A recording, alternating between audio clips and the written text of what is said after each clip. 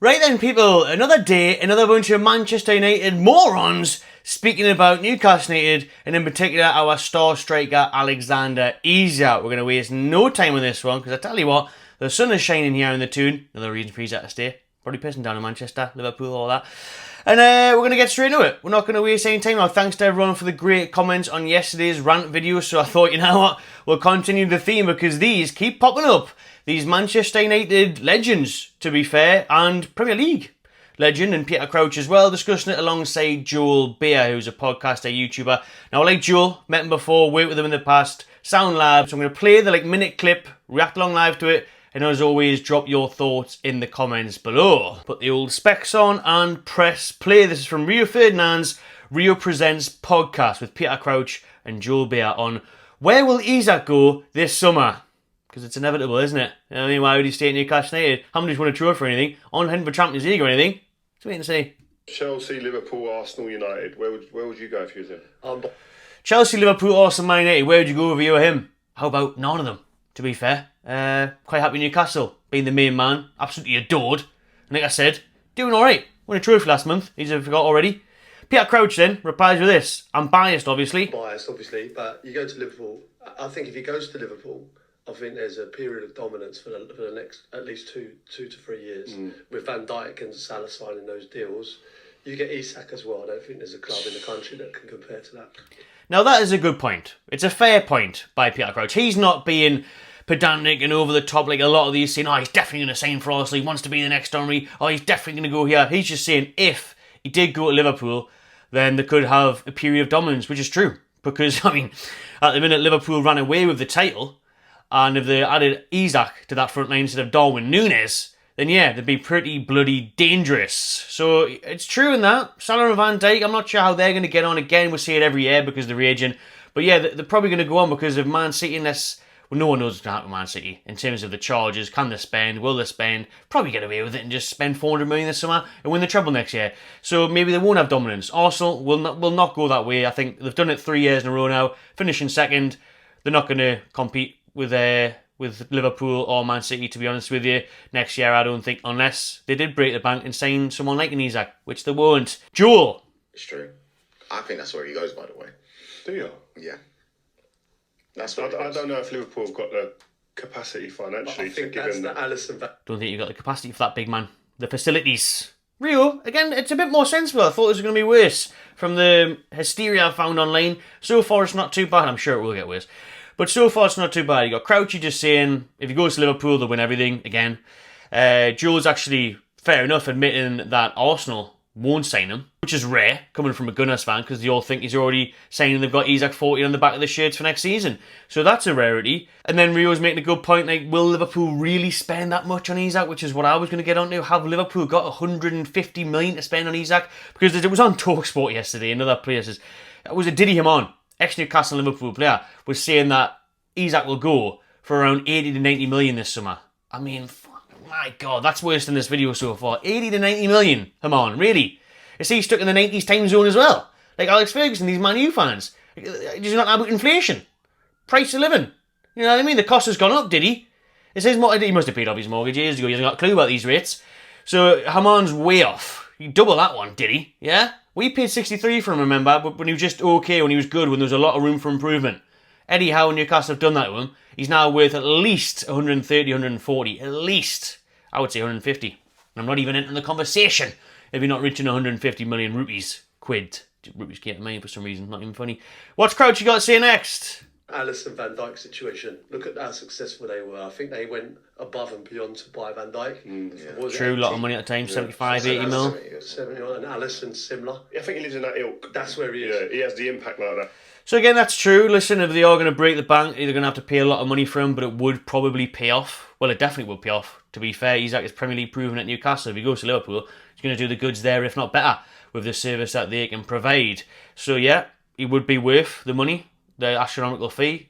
That's why we're demanding it. That's why we're not bothered about having to sell, because we're done. We're good in FFP now. We're good on PSR. We're going to splash the cash this summer ourselves and bring in a few big signings. That's ambition shown there. That's what will keep the players like Alexander Isak at the club. So we don't need to be forced into like, oh man, we're desperate, okay, let's accept 90 million, 95 million. No. And if you're going to pay it, then Crouchy's right, it will pay off. Like Van Dijk and Alisson clearly have for Liverpool over the last few seasons. Where else is he going to go? Like, he can't, he's not going to Madrid. Like, He's not going to Madrid now. He should go to Madrid or something like that. He can't go to Liverpool. I don't want to see this type of dominance. Unless, don't get me wrong, I would love for Fair Arsenal play from Rio, obviously saying he hopes he goes to Madrid. And if Isak did leave Newcastle, and when he eventually does, because, you know, he's probably going to want to do, let's admit it. Unfortunately, it's modern day football. Let's hope he does give away another few years at least. But fair enough to him if he wants to go play abroad with Real Madrid or Barcelona or Bayern Munich or Milan. Got no qualms with that. I'd be alright with that. But seeing him in a Liverpool shirt and watching him banging hat-tricks every week, that would be a killer blow. just go mad and break them. But I really believe that Newcastle look at us and they go, in a few years we could catch them. They're that close, Arsenal. Fair play to Joe. Being really honest and saying that Newcastle will think that they're not far off Arsenal, which we're not. We could even still finish above them this season, I think. 4 games to go, a few points off. We'll play them as well. The talk was the other week before we got beat off Villa that we could get second. But yeah, Arsenal are slipping and sliding. They've got PSG tonight in the Champions League, got other things to focus on there. So Premier League-wise, we could catch Arsenal in second maybe, but in the future, you know, if they don't win the Champions League this season, then we've won a trophy more recently than them. We're in the Champions League with them. And we are genuinely, I'm saying it now, I don't know if I said it before, but I'll say it now and I'll say it on tomorrow night's live podcast, Wednesday at 6. We're a few signs away from the title race. Now, maybe not winning it, maybe not catching Liverpool, Man City, but being in the hunt for a while in the Premier League campaign. I truly believe that if we sign 2-3 big names in big starting positions and we're lucky with injuries and depending on how the Champions League got on, we could be in a title race. Honestly, if we're on point, we're not that far off. With that decision that Isak's got, right, like, he might not have it, but if he goes to Arsenal or Liverpool, like he's in the conversation, right, if he goes anywhere else, what is the point? True. Like Crouchy, why would he? Apart from Liverpool there, that's the end of the clip by the way, so it's not as bad as I thought. There must be a longer version of that. But you can check it out yourselves. But obviously it caused a lot of kick-offs on Twitter here, people replying to Rio Ferdinand, the Newcastle fans. With all due respect, why he mentioned Man, he was a contender, very true, is the first one there. Talking like he doesn't have a 3+ year contract, very, very true, and everyone's saying, oh, this is the big six, you know, always waffling, always talking crap, not realising that there's other teams in the mix. So a lot of Newcastle fans fighting back there, a lot of other Royal fans, even Man City and stuff, saying he's a joke and all that, mentioning Man U and Arsenal, why would he go there? Honestly, the only place he would go in England for me would be Liverpool, because of the Premier League champions, and they are probably going to go on to win it the next couple of years, depending on what Man City do. I don't think Arsenal have got the minerals for it. I don't think they'll win the Champions League this year either. So yeah, I'm still not sure. I've seen Eddie Howe do better. Eddie Howe beat him 4-0 over 2 legs in a semi-final, and we went on to win the League Cup. So I think that plays a part. I think us being in the Champions League hopefully will play a part. Unless there was a big offer from abroad and it tempted Isak, or it was Liverpool, then there's no point. Why would you go to Chelsea or Arsenal? And don't give us that London narrative bollocks, because it's not the case anymore. Newcastle's lovely, man. You seen the sunshine? Seen the quayside, the day, the beaches? Oh, man, way better. So, yeah, in England, unless it's Liverpool, I can't see it. I really can't see it. I'm right. I hope he doesn't go. Want him here for many more years to come.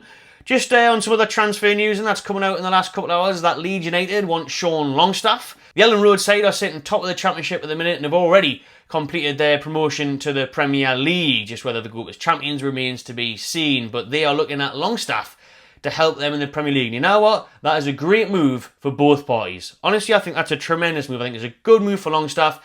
He can give them some Premier League experience. He'd fit into that side nicely. Leeds United, big club, historic club, passionate fan base. So I think that would be a fantastic move for him. Leeds United would get, like I said, a Premier League experienced midfielder, someone who's going to give them 100% every week, battle for them. Good. I think that would be a very smart move on both clubs. If we can get a decent fee for Longstaff, 10 to 15 million even. He obviously signed a new contract recently, but it's only a year or two left on it. So Longstaff to Leeds, that's definitely one to keep an eye on. Longstaff will 100% be sold this summer. I believe that. So he'll be moving on. He can get some first-team football. Well done, Sean. He's been at Newcastle a very long time now. Many years, played in some big games, scored in the Champions League, played his part in these cup runs and stuff. So, you know, he's lived every Geordie's dream, playing in the black and white, and he's gave his all. So fair play to him. But now, when you've got Tonali and Bruno and that there, not many players will get in front of him. So for Sean, I think it's good for him to get a fresh start at a big club there, and Leeds to get a decent Premier League midfielder. So I think that one's nice. I think that one makes sense. Right then, I think that'll do for this quick video on a Tuesday afternoon. I'm off to enjoy the sunshine, a little round of golf, see how the lessons get on from yesterday. Thanks for watching, everyone. Hope you enjoy your day. Subscribe to the channel, and I'll see you later.